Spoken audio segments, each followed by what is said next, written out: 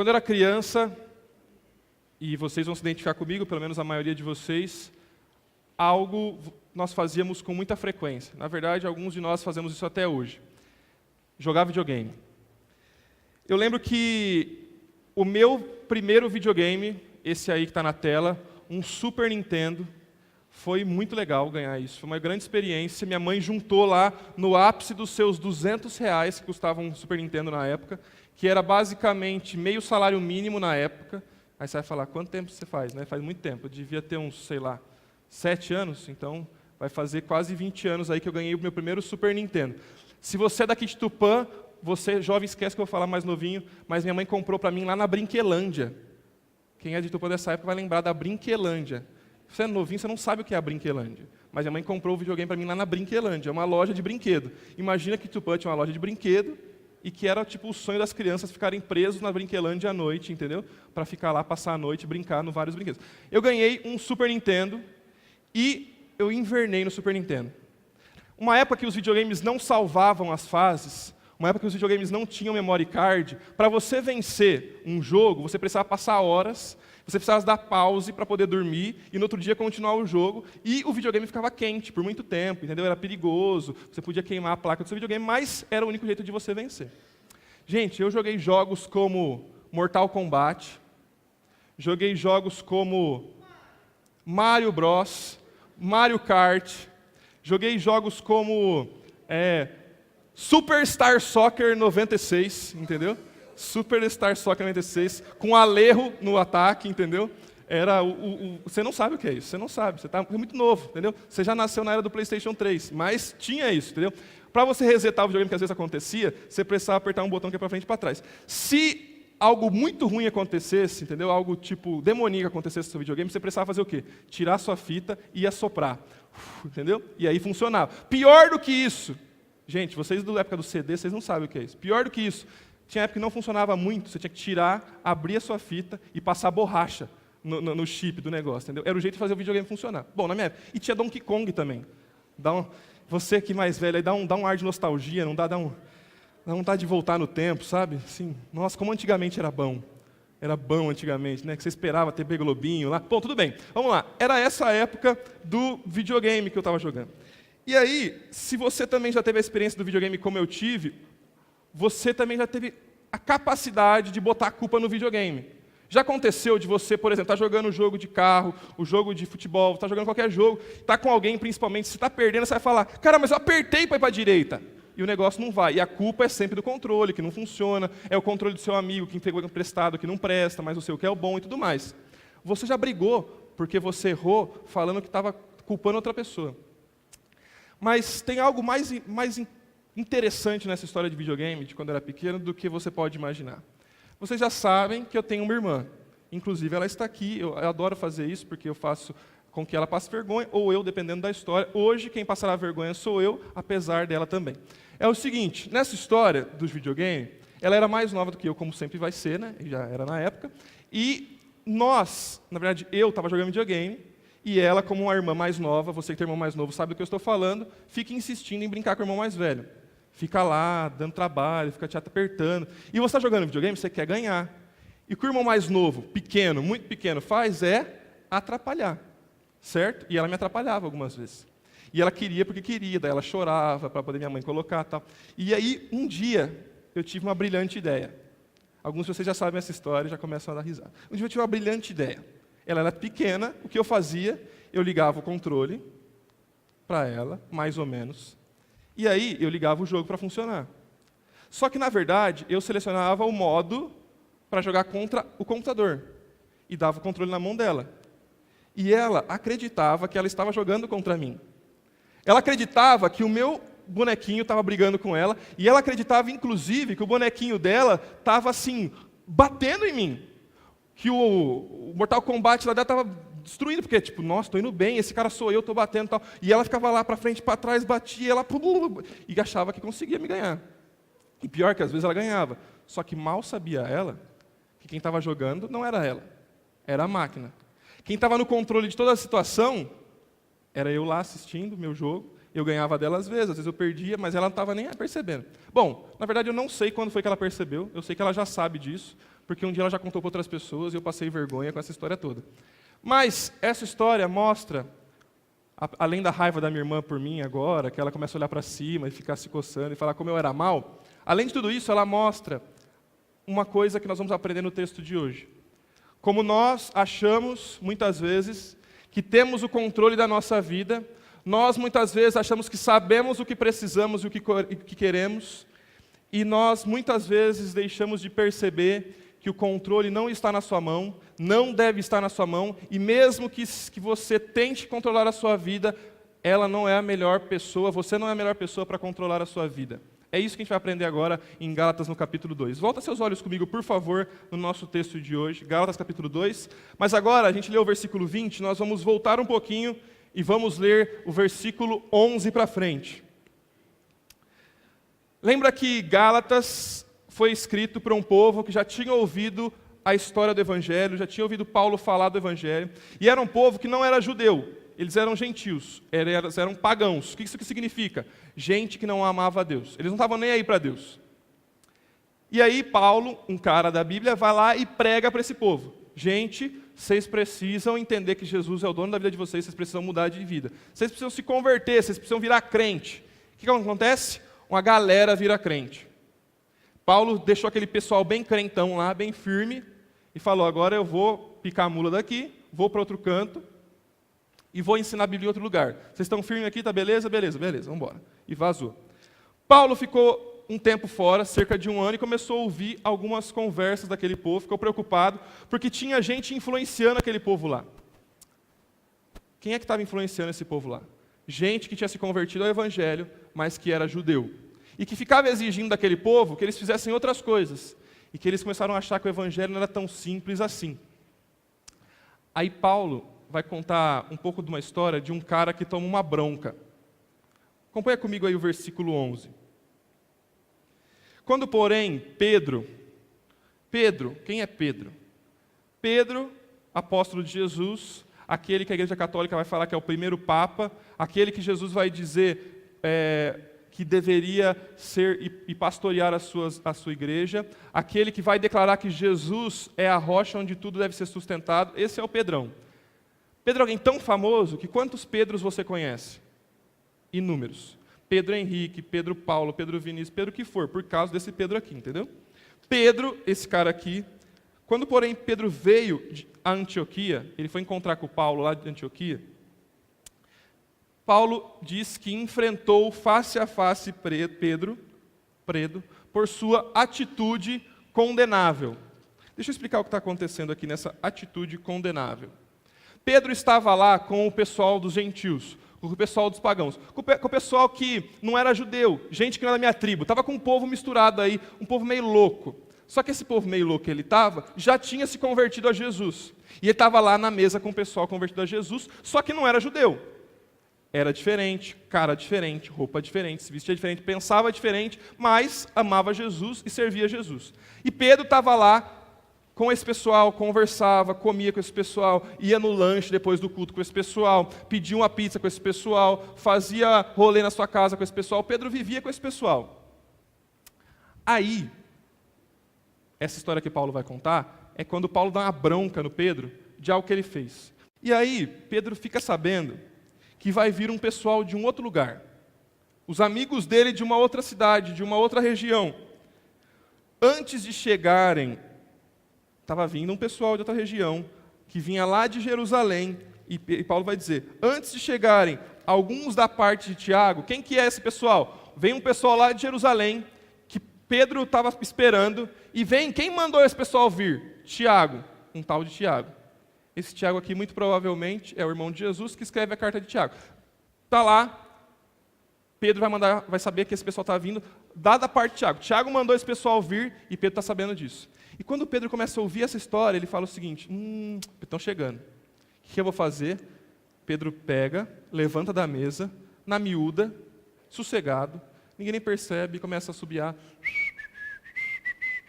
começa a disfarçar e sai da mesa, como quem não quer nada. E sai daquela mesa para sentar com o pessoal que vem de Jerusalém. E E pode parecer como quem não quer nada, mas Paulo vai dizer que Pedro faz isso porque ele está com vergonha de que os judeus que vêm lá de Jerusalém, que aquele povo que vem lá de longe, descobrisse que ele estava sentado com os gentios. Que era um povo que não se bicava, era gente que ele falava que era de segunda classe, era um povo zoado. E o pessoal de Jerusalém, que já era crente em Jesus, não podia ver ele com o pessoal de gentil que também era crente em Jesus. E Pedro sai fora. E Paulo faz algo muito, muito importante ali. Paulo vai mostrar qual é o problema de Pedro. Paulo vai mostrar o que ele fez de besteira e o que eu e você muitas vezes fazemos de besteira como Pedro fez. Versículo 12. Ele estava comendo lá, mas quando o pessoal chegou, ele afastou-se desse pessoal e separou dos gentios, temendo os que eram da circuncisão, os judeus que vinham lá de Jerusalém. Os demais judeus, tinha gente que estava com ele ali de judeu, comendo com os gentios, e tinha gente que estava ali tranquilo e tudo mais, mas, vendo Pedro levantar, os demais judeus também se uniram a ele nessa hipocrisia, nessa atuação, nessa falsidade. Pô, eles eram meus amigos agora, quando veio os amigos de fora, esse aqui não é mais meu amigo. De modo que até Barnabé, um homem fiel a Deus, um homem temente a Deus, também foi na do Pedro. Rapaz, Paulo ficou bravo. Sabe o que Paulo fez? Paulo não chamou Pedrinho de canto. Ah, mas olha como que Paulo é... Não, Paulo não chamou Pedro de canto. Paulo quebrou o pau da barraca mesmo, na frente de todo mundo. Pedro estava fazendo aquilo ali, e chegou Paulo e fez o seguinte: quando vi que não estavam andando de acordo com a verdade do Evangelho, declarei a Pedro que jeito, diante de todo mundo. Pedrão, seguinte, meu brother, você é judeu, mas vive como gentil e não como judeu. Portanto, como pode obrigar os gentios a viverem como judeus? Pedrão, você está de sacanagem, né? Você ensina uma coisa que agora está vivendo outra. Você mudou tudo. Você estava com os caras e porque veio gente de fora, você mudou a sua atitude? Nós, judeus de nascimento e os gentios pecadores, sabemos que ninguém é justificado pela prática da lei, mas mediante a fé em Jesus Cristo. Assim nós também cremos em Cristo Jesus para sermos justificados pela fé em Cristo e não pela prática da lei, porque pela prática da lei ninguém será justificado. Se, porém, procurando ser justificado em Cristo, descobrimos que nós mesmos somos pecadores, será Cristo então ministro do pecado? Você está louco, de maneira nenhuma. Se reconstruo o que destruí, provo que sou transgressor. O que Paulo está dizendo é o seguinte: Pedro, o que você está fazendo é ir ao contrário do que você está ensinando. Pedro, você está cedendo à pressão das pessoas. Pedro, você tinha uma convicção. Você sabia o que era a coisa mais importante para você. Pedro, você sabia o que você precisava falar para os outros. Pedro, você sabia que a coisa mais importante na sua vida é Cristo Jesus e esse que morreu pelos seus pecados e que isso te transforma, isso muda a sua vida. Você sabe que essa é a coisa mais importante. E você sabe que não dá para ensinar para os outros o que a Bíblia não diz, não dá para ensinar o que Jesus não ensinou. E sabe o que aconteceu? Você está tentando fazer isso. Você está com vergonha dos que pensam diferente. E desse pessoal que pensa diferente, pensa errado, Pedro. Pedro, você está cedendo à pressão e está saindo do caminho correto. Pedro, acorda, Pedro. Pedro, você está mudando tudo o que Jesus ensinou para a gente, Pedro. E ele chama o que Pedro fez de atitude condenável. O que Pedro fez foi uma atitude condenável, uma atitude hipócrita. É uma atitude que todo mundo pode chegar e falar: mano, você está errado, dá para te acusar. Todo mundo está vendo que está errado, Pedro. Porque você está virando as costas para o que Jesus te ensinou, Pedro. E sabe o que mais Paulo vai dizer para ele, versículo 13? Diz assim, que o problema do Pedrão lá, e que às vezes é o nosso problema também, além de ele mudar a sua convicção, é que ele não estava andando corretamente com a verdade. Ele não estava andando corretamente com a verdade do Evangelho, versículo 14. Sabe como isso aqui é fundamental para a gente entender o que o texto está dizendo? É que existe um caminho correto de andar. Essa palavra, andar corretamente, ela é uma junção de duas palavras no original, que é orto, podel. Vou explicar para você que você talvez não está entendendo aqui. Como chama o seu dentista? Como está escrito lá na placa do seu dentista? Como chama, Natália? Digão. Ortodentista. Por quê? Orto é corrigir os dentes. Dentista, dente, entendeu? Corrigir, deixar certo, retinho, orto. Aí você vai lembrar de ortopatia, um monte de coisa que vai ter orto também na sua vida, entendeu? Se você não lembrar, azar o seu. Mas tem lá ortodontia, orto, deixar certo. E como chama a mulher que você vai lá desencravar sua unha? Como chama a mulher que vai lá desencravar sua unha? Podóloga. Certo? Pedóloga. Não, podóloga. Podóloga. Por quê? Podel é o verbo para você andar. Então, o que ele está dizendo aqui é que Pedro não andou corretamente. Ou seja, existe um jeito correto de andar. Existe um caminho certo pelo qual caminhar. Existe um lugar certo para onde ir. Existe um caminho correto para onde andar. Ou seja, todos nós temos um caminho correto pelo qual andar. Aí que é um grande problema. Porque é muito comum você ouvir pessoas hoje em dia dizendo assim, mas é assim que você pensa. É assim que você pensa. Não, é assim que você aprendeu, mas eu não aprendi assim. Cara, legal, parcialmente verdade. E aí você vai ouvir discursos como, não, mas a verdade é relativa. Cara, o problema de tudo isso é que não é isso que a Bíblia nos ensina, não é isso que Deus nos ensina, e não é isso que você deveria pensar. Porque é o que a Bíblia não ensina. Ela diz que existe um caminho correto, existe um lugar para onde ir, existe um caminho certo de ir, existe um ortopodel, existe um caminho correto, um jeito certo de andar. E todo mundo que não anda no jeito correto está fazendo o quê? Andando errado. Simples. Matemática simples. Ou seja, o que Pedro está fazendo, abrindo mão de suas convicções, o que Pedro está fazendo, caindo na pressão da galera, é andar para o caminho errado. Jesus mandou ele andar para lá.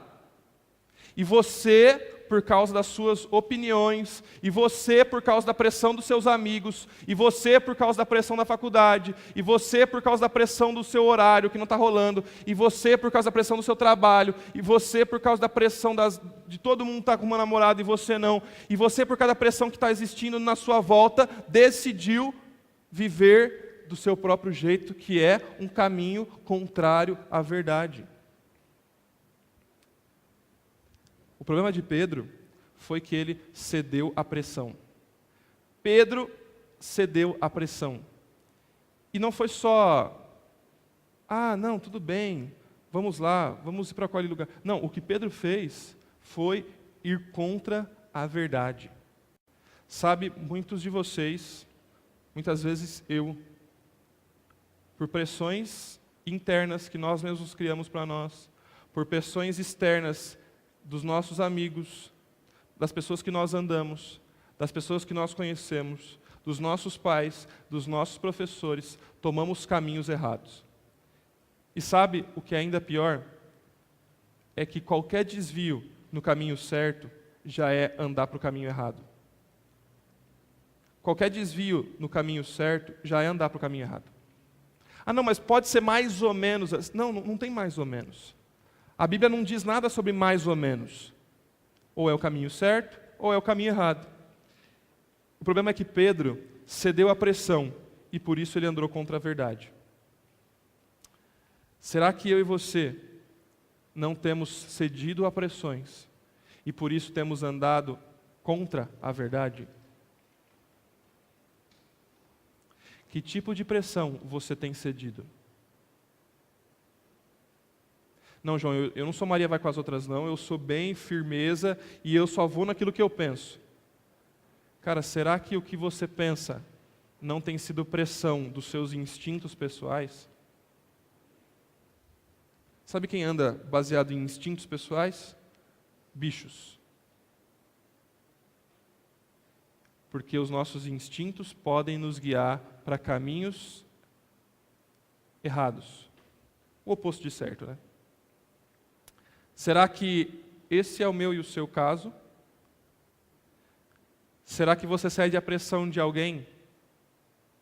Não, na verdade, João, eu apoio as causas dessa corrente filosófica ou dessa outra corrente filosófica. É mesmo? E você aprendeu isso aonde? Não, eu aprendi na internet. Ah, é verdade, a internet fala muita coisa boa mesmo.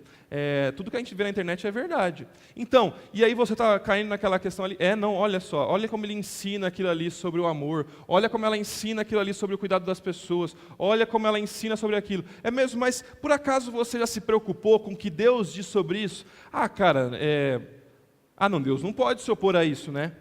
Então, não, mas como é que você sabe disso? Não se opõe. Mas você se preocupou em conhecer o caminho da verdade? Não, cara, mas todo mundo pensa assim. Olha, meus amigos todos, minha professora me ensinou isso. Cedeu à pressão. É inevitável que você e eu já tenhamos cedido a alguma pressão que nos conduza a um caminho que não o correto, que não o caminho certo, que é um caminho condenável. João, o que eu faço com isso? Continuo ouvindo essa mensagem até o final. Mas acorde para os caminhos errados que você tem tomado na sua vida. Acorde para a pressão da sua vida que tem te atrapalhado de permanecer firme e fiel às convicções, aos pensamentos, ao entendimento que a palavra de Deus tem te dado. E as pressões elas vão ser muitas e elas só tendem a aumentar. Agora, por que a gente deve não ceder à pressão? Por causa da mudança. Versículo 19. O que mudou nessa história toda aqui? Pois, por meio da lei, eu morri para a lei, a fim de viver para Deus. Comecinho do versículo 20, primeira parte do versículo 20. Fui crucificado com Cristo. A mudança acontece aqui. A bronca do Paulo para o Pedro, que é uma bronca para mim e para você, é uma bronca baseada numa transformação que ele já sabia que Pedro tinha passado. Paulo não duvidava que Pedro era crente. Paulo sabia que Pedro tinha declarado que Jesus Cristo era o Filho do Deus vivo. Paulo sabia que Pedro disse para todo mundo ouvir, quando todo mundo virou as costas para Deus, Paulo sabia que Pedro tinha dito o seguinte: Jesus, eu não tenho para onde ir. Só tu tens as palavras de vida eterna. Paulo muito provavelmente sabia que o Pedrão também tinha virado as costas para Jesus, quando Jesus estava sendo crucificado.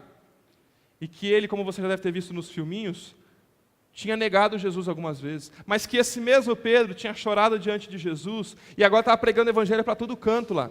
E que esse mesmo Pedro, porque Paulo era um perseguidor da igreja, então sabia de muita coisa, esse mesmo Pedro tinha pregado o evangelho e numa mesma noite, 3.000 pessoas se converteram ao evangelho.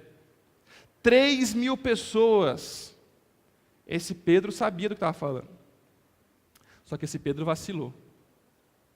E Paulo está lembrando Pedro, diante de todo mundo, e escreveu num livro para a gente, 2.000 anos depois, olhar para Pedro e ver a besteira que ele fez. Paulo está dizendo para ele o seguinte: Pedrão, sabe por que a gente precisa mudar? Sabe por que na verdade a gente mudou? Por quê? Versículo 19. Porque por meio da lei eu morri para mim, eu morri para a lei, a fim de viver para Deus. Eu fui crucificado com Cristo. Sabe, Pedro, é o seguinte, você sabe mais do que eu, ou na verdade tanto quanto eu, Pedro, que a lei não funciona. Você sabe que obedecer algumas coisas, ou obedecer algumas regras, não é isso que vai te levar para o céu. Sabe por quê, Pedro? Porque não tem jeito de você ser salvo pelo que você faz, porque o que você faz é mal, o que você faz é ruim, você não vale nada, Pedro. A lei não salva ninguém. E a lei, a única coisa que ela fez foi me conduzir à morte. Eu morri para a lei, Pedro. E você também. Mas o motivo de eu morrer para a lei não foi para parar ali. Foi para resolver o meu maior problema, e foi para me conduzir para viver para Deus. Lembra que tem um caminho errado? O que Paulo vai dizer é que o caminho certo é viver para Deus. E o que significa viver para Deus? Viver para Deus é viver apontando para Deus. Viver para Deus é viver pensando em Deus. Viver para Deus é viver se perguntando o que Deus pensa. Viver para Deus é viver para mostrar para os outros o amor de Deus. Viver para Deus é não viver mais para mim. Você percebe isso? O que ele está dizendo é, eu não estou vivendo para mim, Pedro. Eu não estou vivendo preocupado com o que as pessoas pensam de mim, Pedro. Pedro, eu não estou vivendo baseado na pressão que eles estão exercendo na minha vida, Pedro. Eu estou vivendo para Deus. Sabe qual é o problema de muitos de nós? Que mesmo afirmando e mesmo já sendo transformado por Jesus, nós investimos as nossas energias para projetos furados, para projetos que são criados por nós mesmos.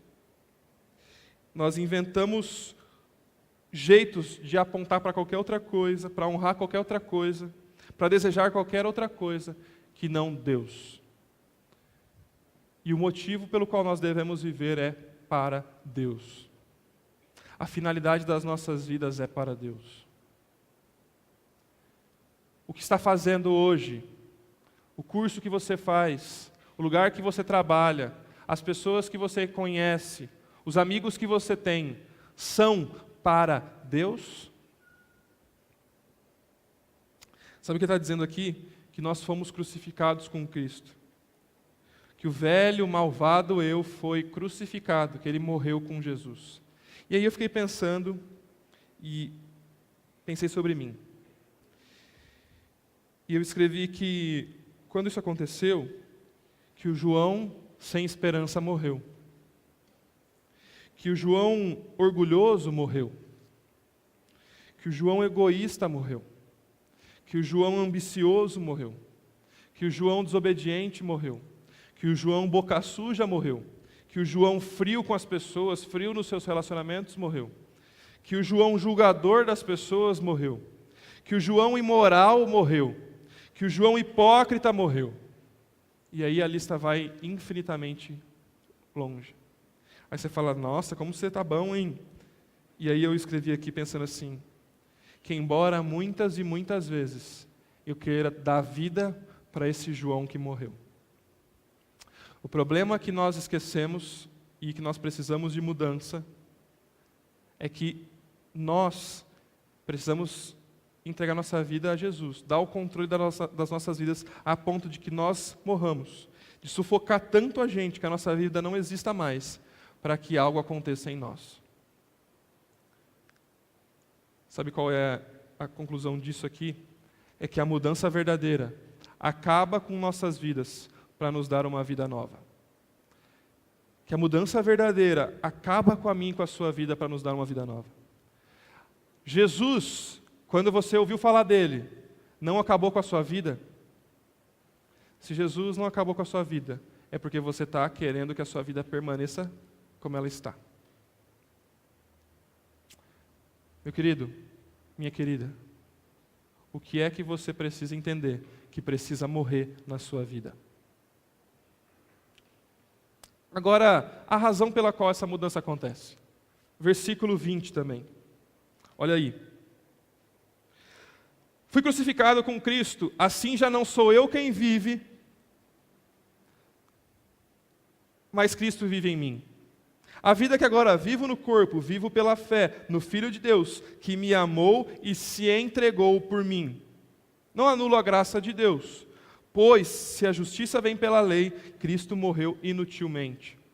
O que Paulo está dizendo aqui para o Pedrão e para todos nós, e para ele mesmo, está lembrando a ele mesmo, está dizendo o seguinte: não sou mais eu que vivo, porque eu já tinha morrido, eu morri.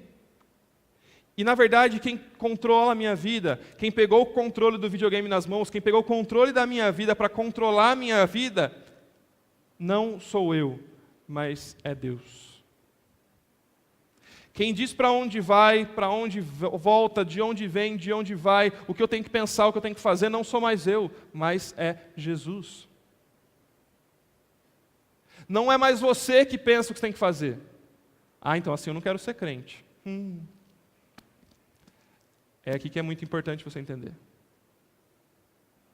Porque não tem vida sem Jesus. A sua vida pode parecer tudo bem, mas sem Jesus, mais cedo ou mais tarde, você vai perceber que a sua vida não faz sentido. Sem Jesus, as suas escolhas vão continuar não fazendo sentido. A rotina que você leva vai continuar não fazendo sentido. Sabe por quê? Porque você precisa morrer para deixar Jesus viver em você. É isso que é a mudança verdadeira. Sabe, a nossa vida de verdade, ela nasceu na nossa morte. E ela nasceu na morte de Jesus. Sabe, quando nós mudamos, nós entendemos que não somos nós que controlamos mais a nossa vida, mas que Jesus controla a nossa vida. Aí você deve estar pensando assim, João, mas isso só vai acontecer no céu, é muito difícil que Jesus controle a minha vida hoje. Aí a resposta que eu te dou é, mentira. Sabe por que é mentira? Porque Paulo diz isso aqui, assim. Fui crucificado com Cristo, assim já não sou eu mais quem vivo, mas Cristo vive em mim. A vida que eu vivo quando? Por favor, leia comigo. A vida que eu vivo quando? Quando eu vivo essa vida? Agora. A vida ao lado de Jesus, ela não é para amanhã, ela não é para a semana que vem, ela não é para o acampamento, ela não é esperando que você se case, ela não é esperando que você tenha seus filhos, ela não é quando você tiver 50 anos, quando você tiver mestrado, doutorado, quando você não tiver mais as tentações da faculdade, porque a vida com Jesus, ela é para agora.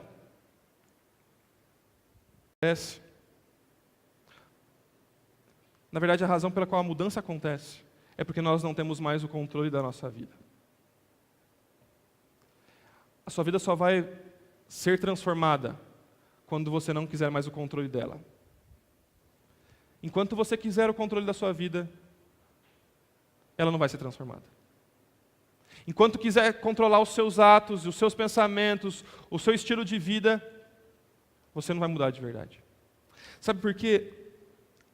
Algumas pessoas acham que se converteram e que dependem de Jesus porque mudaram a rotina da sua vida, mudaram o seu estilo de vida só, e acham que assim, mas antes eu bebia, agora não bebo mais, agora eu venho para a igreja e antes eu não vinha, agora eu penso isso, agora eu tenho esses amigos, agora eu até dou dízimo, agora... Gente, eu vou mostrar para você agora como não é esse o formato de Deus. O que esse pessoal aqui pensava, e era o pensamento comum do século I e o século II aqui, era isso aqui. Eu creio, penso que Jesus é quem Ele é, eu digo que aceito quem Jesus é, eu digo que gosto de Deus, eu ouço sobre Deus, e daí o que eu faço? Eu mudo. Então daí eu troco minhas atitudes, e agora eu começo a parar, eu fumava, agora eu não fumo mais, agora eu bebo, e agora eu não bebo mais, agora eu fazia sexo com a minha namorada, agora eu não faço mais, agora eu assistia pornografia, eu não assisto mais, agora eu colava na escola, não colo mais, agora eu falava palavrão, não falo mais. Beleza, sou o quê? Salvo. Só que o que Paulo vai dizer, e disse isso para Pedro, disse para aquela galera toda lá, é que viver tudo isso chama-se legalismo. Você fazer coisas tentando chegar até Deus é legalismo. Mas, João, isso não parece muito o nosso problema, né? Eu também acho que não. Eu acho que a nossa geração pouco se preocupa com legalismo. Porque a nossa geração é a geração que é pós-tudo. Não é mais nem pós-moderna, é pós-tudo. Não tem mais padrão para nada. Pensar em qualquer coisa está certo. Qualquer jeito que eu escolher está bom. Eu gosto de uma coisa hoje, amanhã já não gosto mais. Tem que desconstruir tudo. Qualquer besteira que o outro fala está bom. Eu posso ser, ao mesmo tempo, socialista e capitalista. Eu posso ser, ao mesmo tempo, que gosta de um e gosta do outro. Eu posso odiar esse estilo de música e gostar daquele outro. Gente, a gente não tem mais sentido de vida. A gente vive do jeito que a gente quer. E qual é o nosso problema de hoje, então? O problema é que a gente vive isso daqui. Eu creio, você crê, e você me ouve agora e fala assim, eu creio em Deus. Aí você já sabe, porque a gente ensina aqui que basta crer em Jesus e você é salvo. Aí você faz o quê? Ufa, relaxei. Então agora eu vou sair desse culto, tranquilo, porque afirmaram que eu sou salvo, e fazer o que eu bem entendo. E aí eu logo não mudo. Diferente do legalismo, esse tipo de escolha chama-se mundanismo. Ou libertinagem, ou liberalismo, aí você pode chamar como você quiser. Sabe, viver sem padrão, viver sem mudança, é o problema desse texto aqui. Que Pedro resolveu andar contra a verdade. Pedro resolveu ir contra o que estava sendo ensinado por Jesus. E Paulo vai dizer que a vida que ele vive agora, ele não vive mais baseado nele mesmo, mas ele vive pela fé em Cristo Jesus. A base das decisões dele é pela fé. O motivo das decisões dele é pela fé. O meio pelo qual ele pensa na vida dele é pela fé. E o que eu quero dizer para você é que tudo o que você faz, pensa e vive sem considerar a fé, é um caminho errado, é um caminho ruim, é um caminho contrário à vontade de Deus. Qualquer deslize no caminho é um caminho errado. Qualquer desvio na rota é uma rota errada. É isso que Paulo vai dizer. E o que a gente vai aprender nessa história toda é o seguinte, que o caminho correto é, eu creio, e porque eu creio em Jesus eu sou salvo, e porque eu sou salvo eu mudo. E isso chama-se obediência. Se você não muda, isso mostra que Jesus não é tudo para você. E como Paulo vai dizer para Pedro, cara, você está anulando a graça de Jesus. Você está anulando o amor de Jesus. Sabe o que você está fazendo? Você é um idiota. Você é um tolo. Você está optando por uma maluca. Cara, você está maluco. Você está fazendo escolhas loucas. Você está viajando. Você está trocando o melhor pelo meia boca. Você está trocando o melhor pelo ruim. O que você precisa entender é que se você creu em Cristo Jesus, você sim foi salvo, mas que a salvação da sua vida é para que você mude. Porque a sua vida não pertence mais a você. Cristo Jesus vive em você. Não é você que toma as suas decisões, Jesus toma as decisões de você. Sabe por quê? Porque você morreu. Quem assumiu o controle da sua vida não é a máquina, não é o seu irmão mais velho, é Deus. Quem assumiu o banco das decisões da sua vida é Deus.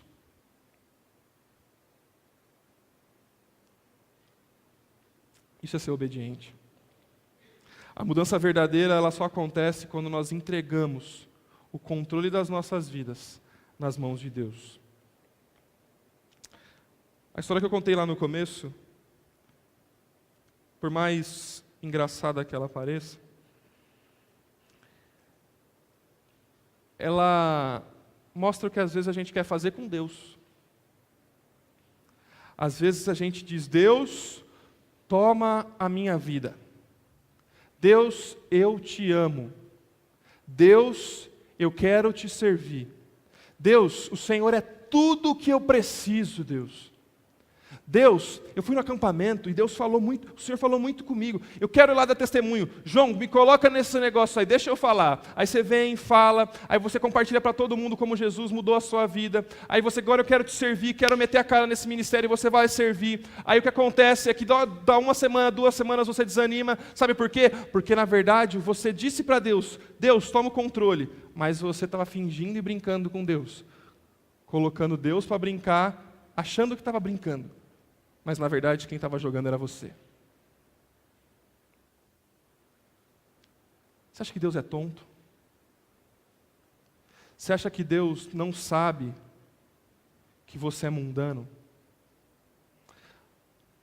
Você acha que Deus não percebe que o jeito que você toma a decisão é nos seus gostos pessoais? Isso é mundanismo. Você acha que Deus não percebe que você falar que o pessoal da igreja é hipócrita É um jeito de você esconder a sua culpa, porque você quer ser mundano? Será que você não percebe que mundanismo é quando você pergunta mais se eu posso ou não posso, ao invés de se perguntar se devo ou não devo? Será que você não percebe que Jesus não está vivendo em você quando você cede às pressões das pessoas? Quando você faz escolhas e gosta de publicá-las para os outros para dizer, olha como eu sou um crente cabeça aberta e como eu vivo para a glória de Deus aqui, porque Jesus me salvou e agora beleza. Sabe o que é isso? Alguém que não entendeu. Que não é só professar a fé da boca para fora, mas que a crença em Cristo Jesus te salva sim, mas ela te salva para mudar. E alguém que não quer mudar, que não quer deixar Jesus tomar a sua vida, muito provavelmente não entendeu o Evangelho.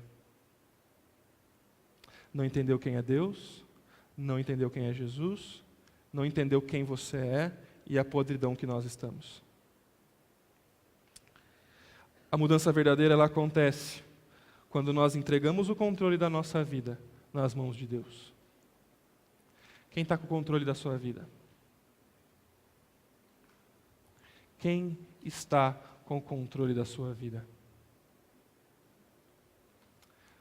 Porque se Deus está com o controle da sua vida, você não tem o que se preocupar, você não tem o que temer, você não tem o que vacilar, você não tem o que ficar ansioso, porque Deus está no controle da sua vida.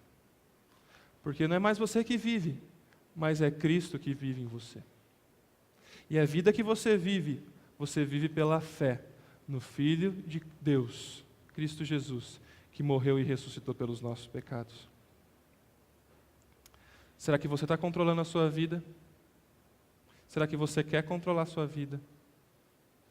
Será que você, como Pedro, cede às pressões da vida? Enquanto você não olhar para Jesus,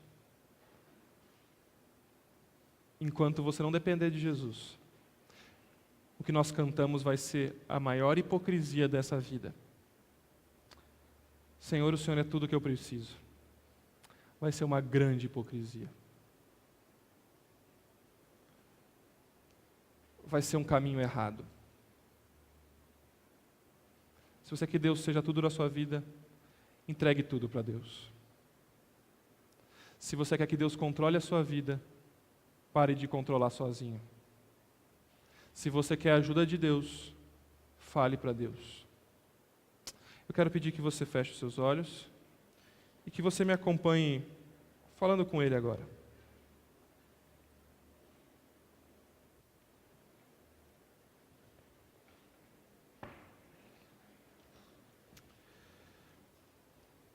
Não permita que nada nem ninguém te atrapalhe de depender de Jesus. Não permita que nada nem ninguém deixe que Jesus viva em você.